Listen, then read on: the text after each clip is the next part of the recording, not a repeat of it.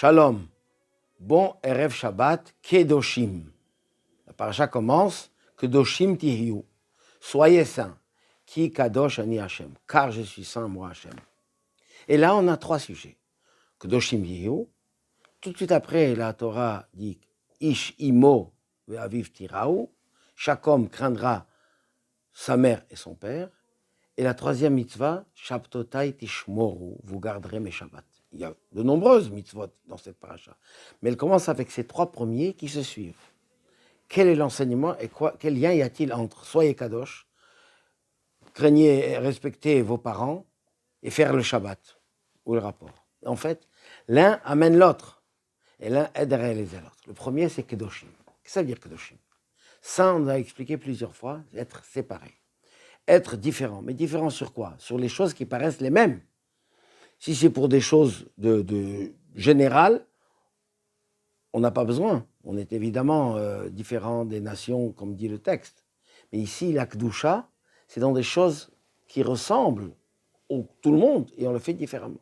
Par exemple, on mange de la viande, pour ceux qui ne sont pas véganes. Eh bien, on mange la viande, mais pas du tout la même. Cachère avec toutes les règles. On boit du vin, bien sûr. Tout le monde boit du vin, mais pas le même vin. Du vin cachère. Et tout le reste, tout le judaïsme, c'est des choses sur lesquelles pratiquement tout le monde vit de la même manière, mais c'est tout à fait différent. On va prendre un verre d'eau, on va faire la bénédiction chez Akon et Yabit Paro.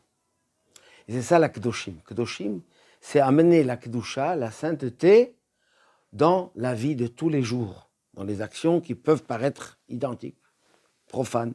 Boire de l'eau, manger, vivre une vie familiale, et bien tout cela, c'est, la Torah nous dit, la Kedusha, la sainteté.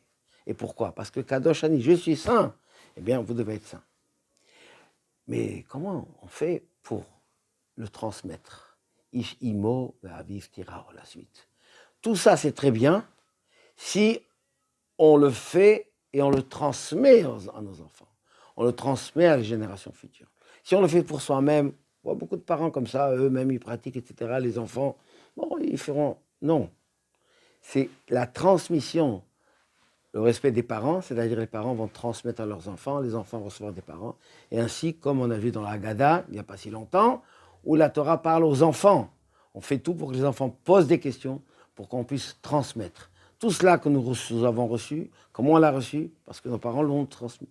Mais on a cette responsabilité de transmettre aux générations futures ce que nous avons reçu. Et comme ça, on garde cette chaîne d'or depuis nos patriarches, depuis la sortie d'Égypte, depuis le don de la Torah sur le mont Sinaï. La question, elle se pose, comment on fait pour transmettre?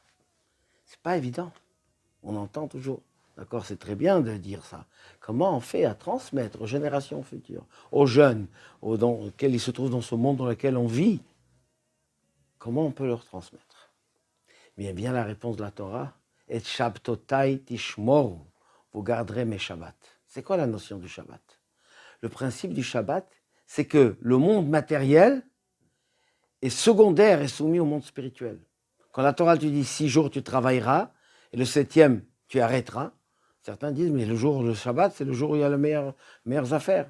C'est la recette la plus importante de la semaine. Comment je vais arrêter Shabbat? Je vais arrêter de faire mon travail. Bien, on dit Shabbat c'est pour montrer, on insiste que Dieu a créé le monde, que Dieu nous a sortis d'Égypte, que nous ne sommes pas soumis aux lois de nature. C'est-à-dire, dans le monde matériel, bien sûr, mais il y a une bénédiction, il y a une bracha. Si on arrive à inculquer en nous-mêmes et à nos enfants que le monde matériel est une continuité de la spiritualité et que le Shabbat, c'est ce qui fait la vraie vie de tout. Et le Shabbat, c'est la sainteté qui nous dit que même dans les choses profanes et matérielles, il y a une volonté divine pour que nous puissions la réaliser et la transformer en bien. Quand on a ces trois éléments, eh bien, Kedoshim, on peut être Kadosh, et on peut se transmettre à nos générations, et on peut vivre notre vie juive. Le temps qu'on reste encore quelques instants en galoute, en exil, Mashiach va venir, et toute cette vérité sera révélée, reconnue de nos yeux. On va voir cette réalité. Aujourd'hui, c'est la Emouna. On peut croire, pas croire.